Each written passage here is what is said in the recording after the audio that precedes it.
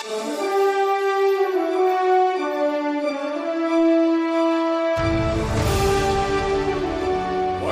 Buehrle.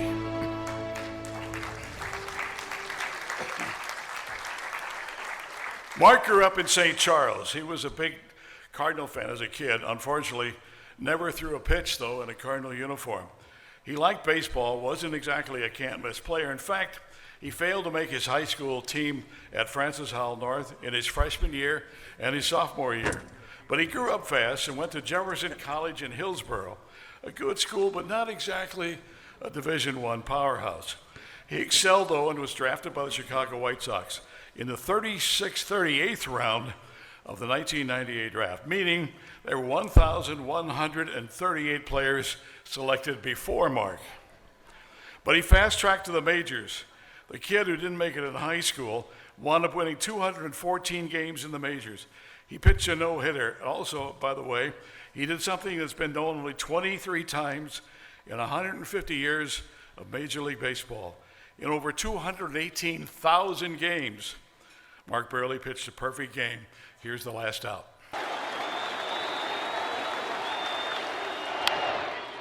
Alexei! Yes! Yes! Yes! Yes! Yes! History!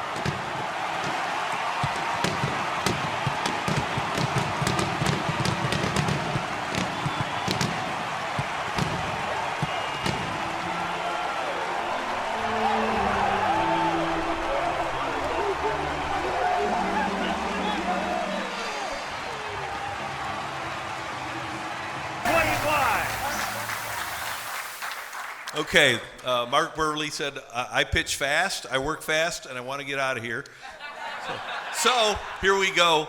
First thing, legend has it, as we all know, there is no discussion of no-hitters and perfect games in dugouts, but I heard that you had no problem going into the dugout and talking to everybody during your no-hitter and your perfect game. Is this true? It is true. I'm not a superstitious guy. I don't think whenever somebody else is throwing a no-hitter, a perfect game, and somebody mentioned it, all of a sudden it gets ruined. So, yeah, both of them, the no-hitter and perfect game, I went in there and, I don't know, 5th, 6th inning, 7th inning, I was looking at guys, I'm like, do you realize what's going on right now? Like, this is insane. Like, there's no way this is happening to me. And I think the perfect game, A.J. Przinsky was our main catcher at the time. He wasn't catching the game.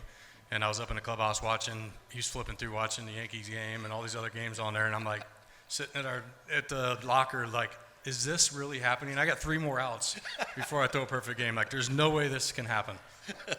That's fantastic. Now, when you say that, if you look big picture, Ron mentioned that you didn't make your freshman or sophomore teams, and then 5 years later, you're in the majors. How did that happen?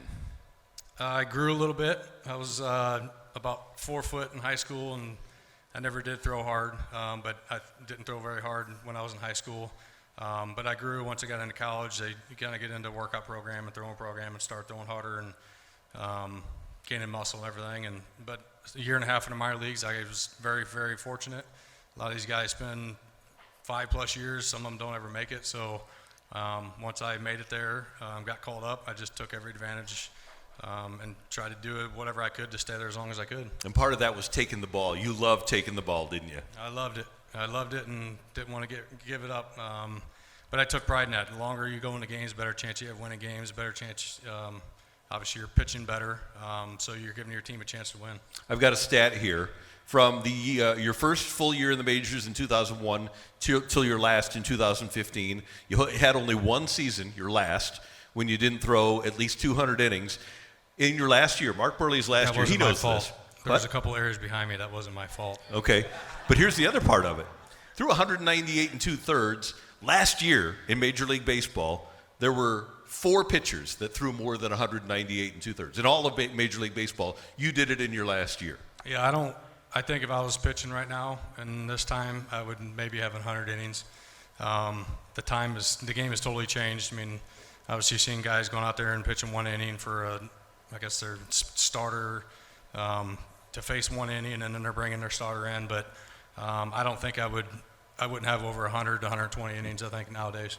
Mark, your World Series team in 2005 might have been the most dominant performance of starting pitching in any World Series history. It really was amazing when you think about the innings and the performance of you four guys. Yeah, again, that will never happen again. 4 complete games in a championship series, that's I don't know, it's not going to happen, especially nowadays. And Ron talked about how you grew up a Cardinal fan. We in the media, I mean, all the time, whenever the White Sox would come into town, hey, you ever going to play here? We talked to you about it during the offseason, and the timing never worked out. Did you ever think there was a chance, though, during your playing career? Did it ever look like, hey, there's a chance I could wind up in St. Louis? The best chance was when Pujols was a free agent, but the Cardinals had a bunch of guys under contract with no trade clauses. My agent called and pretty much said, you realize how much he wants to play at home. But unfortunately, it didn't work out, but I can't complain the way my career played out. Well, and you should be in the National Baseball Hall of Fame in Cooperstown, and I think you will be. You put up that sort of performance, right? No doubt about it. We're so proud of you, and we know that you ride and die with St. Louis and with the St. Charles area, and we're so proud to have you in the St. Louis Sports Hall of Fame. Thanks. Well, thank you.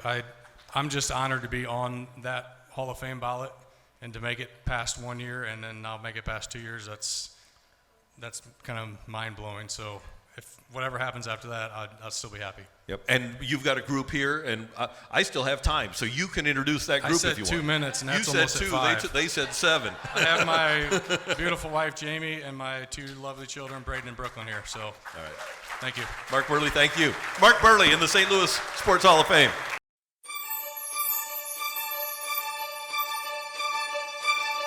Thank you.